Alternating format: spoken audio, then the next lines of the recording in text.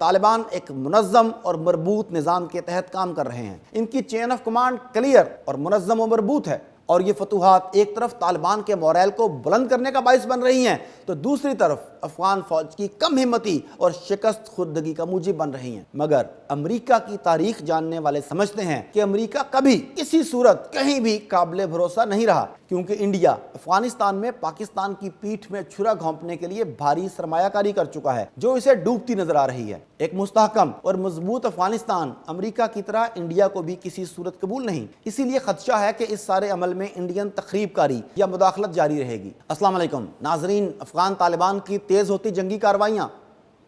افغان وزیر دفاع، وزیر داخلہ اور آرمی چیف عہدوں سے فارغ، افغان صدر کا دورہ امریکہ اور وزیر اعظم پاکستان عمران خان کے افغانستان کے حوالے سے خدشات، یہ ہاٹ ٹاپکس ہیں۔ آئیے یہ سب سمجھنے کے لیے افغان صورتحال کا تازہ ترین جائزہ لیتے ہیں۔ افغان صدر اشرف غنی نے طالبان حملوں میں آنے والی تیزی پر افواج اور وزارتوں میں بڑے پیمانے پر تبدیلیاں کی ہیں۔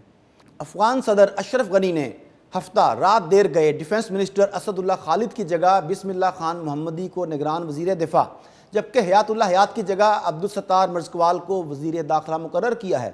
اور اس تبدیلی کے پیچھے طالبان کی تیز ترین جنگی کارروائیاں اور افغان اضلاع پر قبضہ بتایا جا رہا ہے۔ مگر یہ تبدیلیاں کارگر نہیں ہو پائیں گی، کیونکہ طالبان ایک منظم اور مربوط نظام کے تحت کام کر رہے ہیں۔ ان کی چین آف کمانڈ کلیئر اور منظم و مربوط ہے۔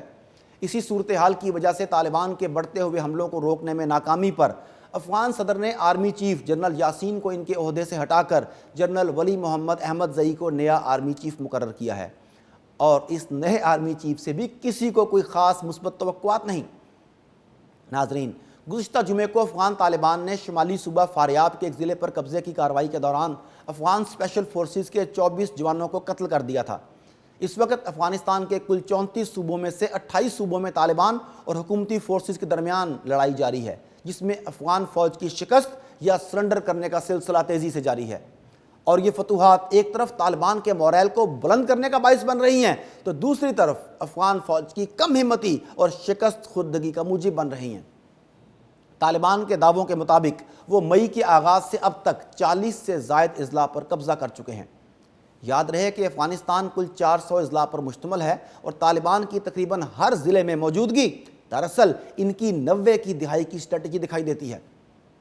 افغان طالبان نے گزشتہ 24 گھنٹوں میں جنگی کارروائیاں کرتے ہوئے فاریاب، جوزجان، فرا، سمنگان، تخار اور پکتیکا صوبوں کے مزید 9 اضلاع پر قبضہ کر لیا ہے، جو ان کے رسوخ اور عزم کو ظاہر کرتا ہے۔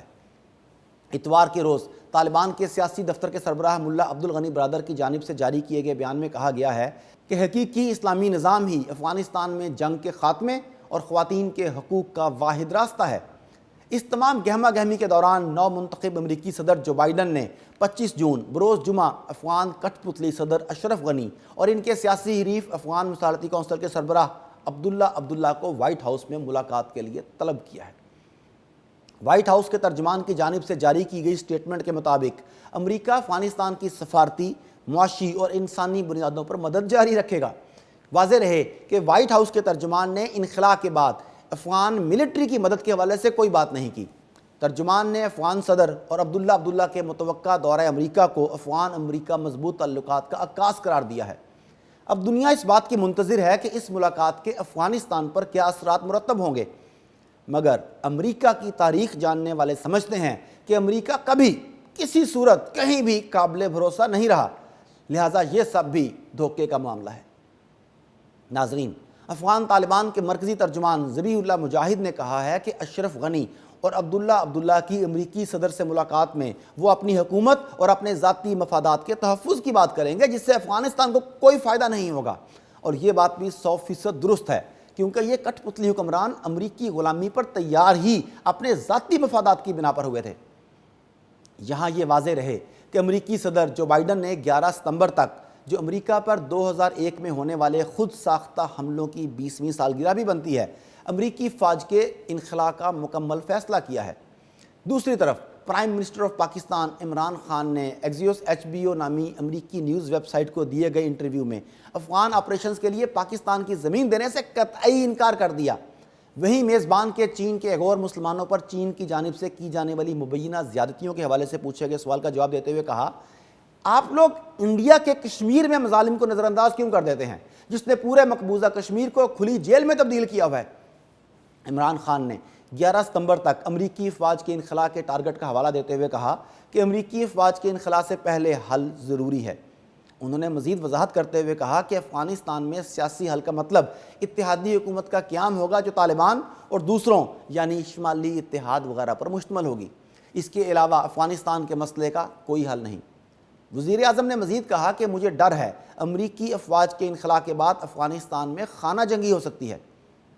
ناظرین، اس ساری ہنگامہ آرائی کے دوران علاقائی ممالک انڈیا، ایران اور ترکی وغیرہ کی مکمل خاموشی دیکھی جا رہی ہے۔ سب نے اپنے اپنے پتے چھپائے ہوئے ہیں، مگر یہ بات یقینی ہے کہ انڈیا کے لیے یہ ساری صورتحال انتہائی فکر انگیز ہے، کیونکہ انڈیا افغانستان میں پاکستان کی پیٹھ میں چھرا گھونپنے کے لیے بھاری سرمایہ کاری کر چکا ہے جو اسے ڈوبتی نظر آ رہی ہے۔ ایک مستحکم اور مضبوط افغانستان امریکہ کی طرح انڈیا کو بھی کسی صورت قبول نہیں، اسی لیے خدشہ ہے کہ اس سارے عمل میں انڈین تخریب کاری یا مداخلت جاری رہے گی، لہٰذا اس موقع پر طالبان اور پاکستان کو محتاط رہنے کی اشد ضرورت ہے۔